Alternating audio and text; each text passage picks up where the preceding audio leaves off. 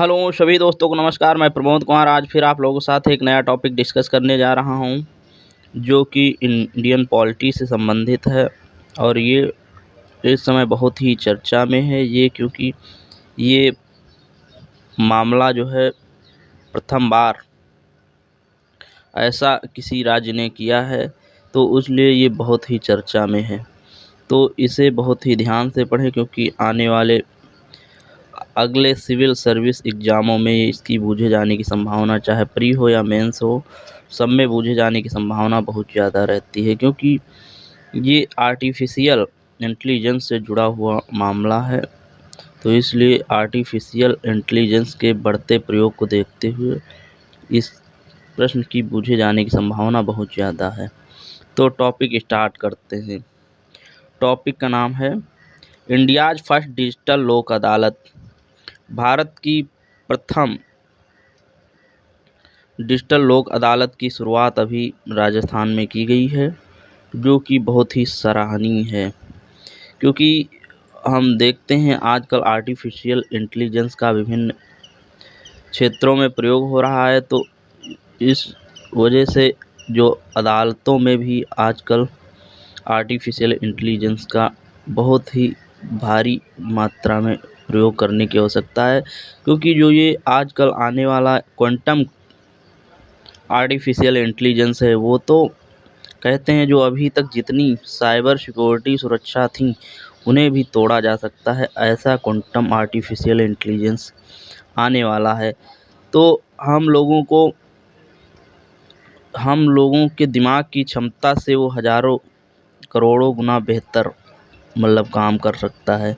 और वो बहुत जल्दी ही जो आर्टिफिशियल इंटेलिजेंस है, बहुत फास्ट जो है केसों की सुनवाई कर सकता है और बहुत जल्दी डिसीजन देता है।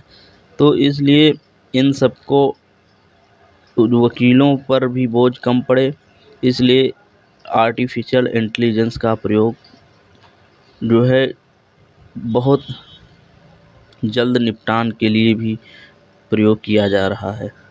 तो आजकल भारत, अगर जो भी देश इस समय आर्टिफिशियल इंटेलिजेंस का अच्छे से प्रयोग नहीं करेगा, वो बहुत ही विकास में पीछे रह जाएगा, क्योंकि हर सेक्टर में, चाहे वो औद्योगिक सेक्टर हो, चाहे वो राजनीतिक सेक्टर हो, चाहे वो कृषि का सेक्टर हो, तो हमारी सरकार को कृषि पर तो बहुत ही ध्यान देना चाहिए, क्योंकि ये प्राइमरी जो है रूट होती है विकास की। तो जड़ ही जब नहीं अच्छे से विकसित होगी, तो और सभी चीज़ों का विकास बहुत ही मुश्किल तरीके से तो होगा।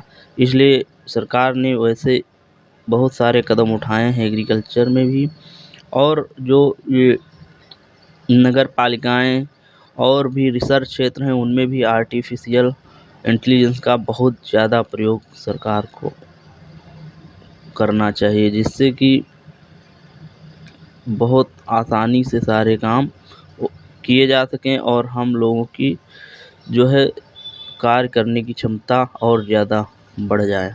तो चलिए स्टार्ट करते हैं। लोक अदालत सुलह कराने की नीयत से शुरू की गई थी।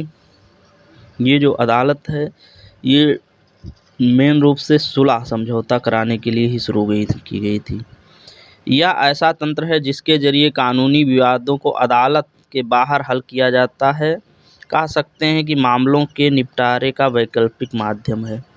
ये जन चौपाल जैसा एक प्रोग्राम है, जिसमें अदालतों के बाहर ही विभिन्न केसों का निपटान किया जा सकता है। जो केस होते हैं अदालतों में बहुत सालों तक पेंडिंग रहते हैं। हाल ही में राजस्थान में भारत की पहली डिजिटल लोक अदालत की शुरुआत की।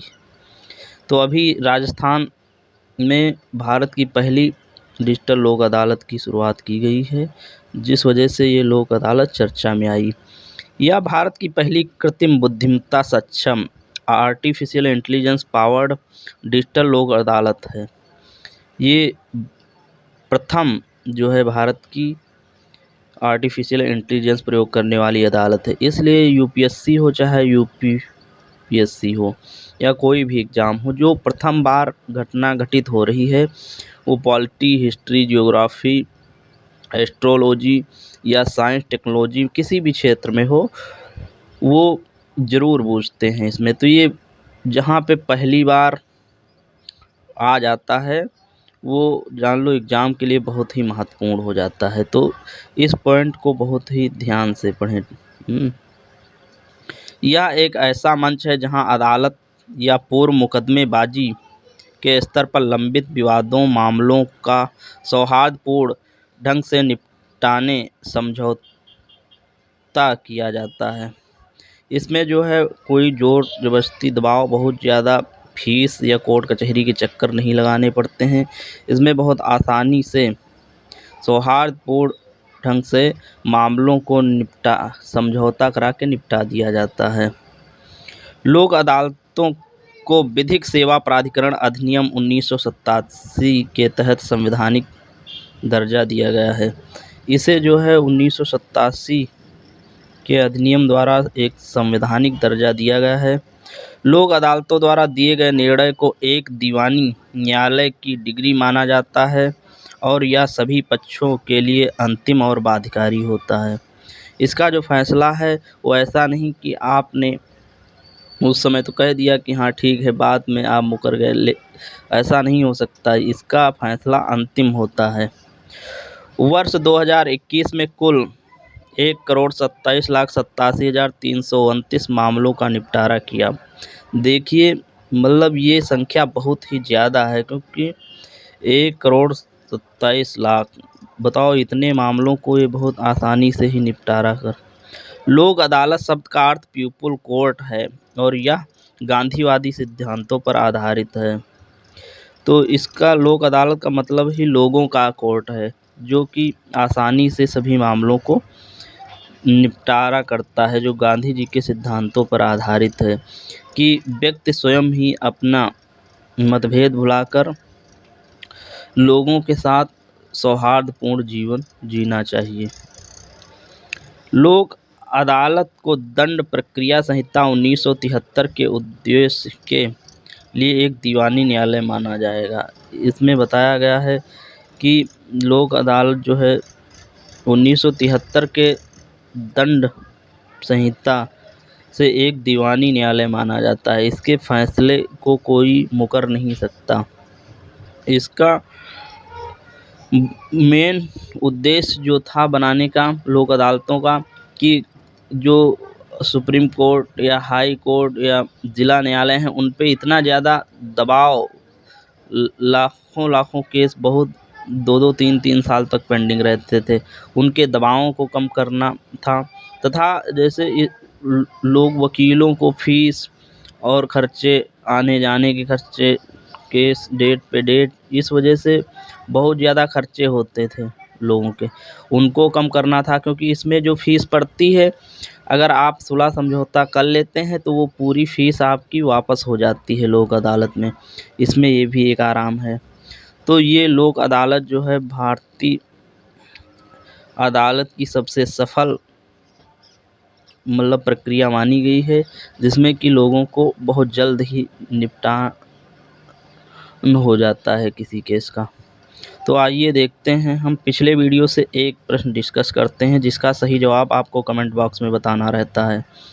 तो देखते हैं इसका सबसे पहले कौन जवाब बताता है। प्रश्न है, संयुक्त राष्ट्र संघ ने विश्व जनसंख्या संभावना रिपोर्ट में किस वर्ष तक भारत जनसंख्या के मामले में प्रथम स्थान पर होगा। ये संयुक्त राष्ट्र संघ की जनसंख्या संभावना रिपोर्ट में बताया गया है कि किस वर्ष तक भारत जो है चाइना को पीछे छोड़कर नंबर 1 की जनसंख्या वाला देश बन जाएगा। तो वो वर्ष आपको बताना है। तो देखते हैं सबसे पहले कमेंट बॉक्स में इसे कौन बताता है। अगर ये हमारी पढ़ाई अच्छी लगती तो हमारे channel Pramod Kumar only for division को लाइक शेयर सब्सक्राइब करें तथा इसे अन्य लोगों को भी इसे फॉरवर्ड कर दिया करें, जिससे कि अधिक से अधिक लोगों को इसका लाभ हो और हमारी मेहनत सफल हो। क्योंकि हम भी आपको इतनी मेहनत से पढ़ाते हैं, तो आप लोग कमेंट ज़रूर कर दिया करिए, जिससे कि हमारा मनोबल बढ़ता रहे। बहुत बहुत धन्यवाद।